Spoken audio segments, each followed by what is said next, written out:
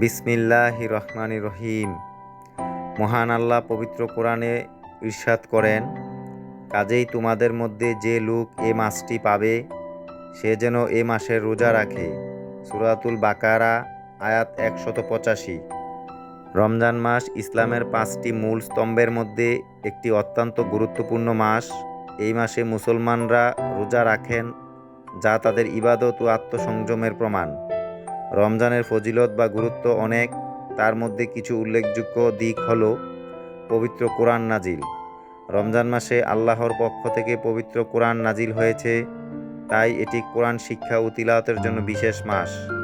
রোজার উপকারিতা: রোজা শুধু খাবার ও পানীয় থেকে বিরত থাকা নয়, বরং সব ধরনের পাপাচার ও খারাপ কাজ থেকে বিরত থাকার জন্যও।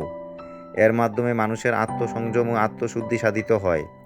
লাইলাতুল কদর: রমজান মাসের একটি বিশেষ রাত্রি লাইলাতুল কদর, যা হাজার মাসের চেয়েও শ্রেষ্ঠ। এই রাতে আল্লাহর রহমত, মাগফিরাত ও মুক্তির বিশেষ সুযোগ রয়েছে। মুসলমানদের জন্য বকশিশ ও মাফ: রমজান মাসে আল্লাহ তার বান্দাদের জন্য বিশেষভাবে মাফ করার সুযোগ প্রদান করেন এবং যারা সৎভাবে রোজা পালন করে তাদের দোয়া কবুল হয়। ঈদুল ফিতর: রমজান মাস শেষে ঈদুল ফিতরের উৎসব আসে, যা মুসলমানদের জন্য একটি আনন্দের দিন। এই দিনটি ত্যাগ ও আত্মসংযমের ফলস্বরূপ পুরস্কৃত হওয়ার দিন।